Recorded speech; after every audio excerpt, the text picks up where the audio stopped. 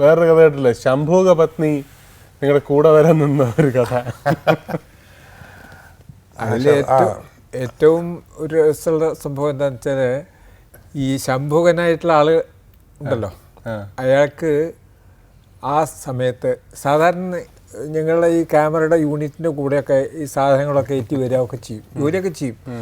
അപ്പോൾ ഈ ഷൂട്ടിങ്ങിൻ്റെ ആ കാര്യമായിട്ടുള്ള ഒരു തലകീഴായി നിൽക്കുന്ന ഒരു ഹോമമൊക്കെ ഉണ്ടല്ലോ, ആ സമയത്ത് ശംഭുകൻ നല്ല പനി. അപ്പോൾ ബാലനാണ് ഇയാൾ, ഒരു കുന്നിൻ്റെ മുകളിലാണ്, ബാലനാണ് ഇയാളെ എടുത്ത് 2-3 ദിവസം അയാളെ തോളിലെടുത്തോണ്ട് അവിടെ എങ്ങനെയാ വെച്ചാൽ ഒരു മോളുടെ ഒരു മരത്തിന്റെ ഇതില് കാലിങ്ങനെ കുട്ടിക്കിട്ട് ഇങ്ങനെ കതുക്ക് കൊടയൊക്കെ തൂക്കണ മാതിരി ബാലനാണ് ചെയ്തത്. അതിപ്പോഴും പറക്കില്ല ആരെങ്കിലും. അതിലേറ്റവും വലിയ കോമഡി ശ്രീരാമ ഹൈഹാറ്റ്, പിന്നെ ലക്ഷ്മണൻ ക്യാമറയുടെ ബോഡി, വേറൊരാൾ ലെൻസ്, ട്രാക്ക്, അതിന്റെ ഫോട്ടോഗ്രാഫ്സ് എൻ്റെ ഉണ്ട്. വളരെ രസകരമായ വല്ലാത്തൊരു അനുഭവമായിരുന്നു അത്. അന്ന് തിരിച്ചു വരുമ്പോ ഉള്ള ബോട്ട് യാത്ര വളരെ ഭയങ്കര വലിയതായിരുന്നു. പോകുന്ന ബോട്ടില് ഒരുപാട് സാധനങ്ങൾ 2 ബോട്ടിലാണ് പോയത്. ഒറ്റ ബോട്ട് തിരിച്ചു വന്നു. തിരിച്ചു വരുമ്പോൾ ഒറ്റ ബോട്ടായിരുന്നു.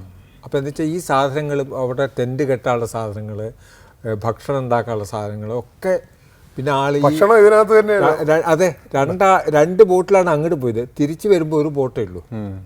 അപ്പോൾ എന്താ വെച്ചാൽ അവർ ബോട്ട് ഓടിക്കുന്ന എന്തായാലും അവർ പറഞ്ഞു ഇളകരുത്, ഓരോ ദിക്കിലിരിക്കുന്ന ആൾ അതേ സ്ഥലത്ത് ഇരിക്കുക, ഇങ്ങനെ ആവാൻ പാടില്ല. അപ്പോൾ ഇത്രയേ ഉള്ളൂ, ഒരു ചെറിയ ഗ്യാപ്പാണ് വെള്ളം വേണം.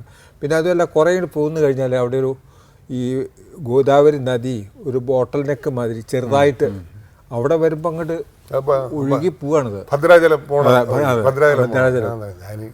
അപ്പോൾ അതൊക്കെ കഴിഞ്ഞ് എങ്ങനെയോടെ എത്തിയപ്പോഴാണ് ശരിക്കും. പിന്നെ ഗോദാവരിയെ കുറിച്ച് പറഞ്ഞ കഥകൾ കേട്ടപ്പോൾ നമ്മൾ പിന്നെ ഇങ്ങനെ ഒരു അപകടം തരണം ചെയ്താണ് വന്നത്. അത്രയും വളരെ വളരെ സാഹസികതയാണ്. അതേ സമയത്ത് ഒരുപാട് അനുഭവങ്ങളുണ്ട്. അതിൽ ഈ ശവം, ഈ കന്നുകാലിയുള്ള ശവം ഒഴുകി പോവും. അപ്പോൾ ഇതിനകത്തുള്ള ഈ പാചകക്കാരെന്ന് വെച്ചാൽ ആ കെറ്റിൽ കൊണ്ട് ഇങ്ങനെ അടിച്ചിട്ടേ ഇതിന്ന് വെള്ളം കോരിയാണ് നമുക്ക് കുടിക്കാൻ തരുന്നത്. ആദ്യ ദിവസമൊക്കെ വലിയ ബുദ്ധിമുട്ടായിരുന്നു. പക്ഷെ ആ വെള്ളം കുടിച്ചിട്ട് ഒരു പ്രശ്നവും വന്നില്ല. തിരിച്ച് ഹൈദരാബാദിൽ ചെന്ന് നല്ല പൈപ്പ് വെള്ളം കുടിച്ച് എല്ലാവരും വയറ് കുഴഞ്ഞാണ്.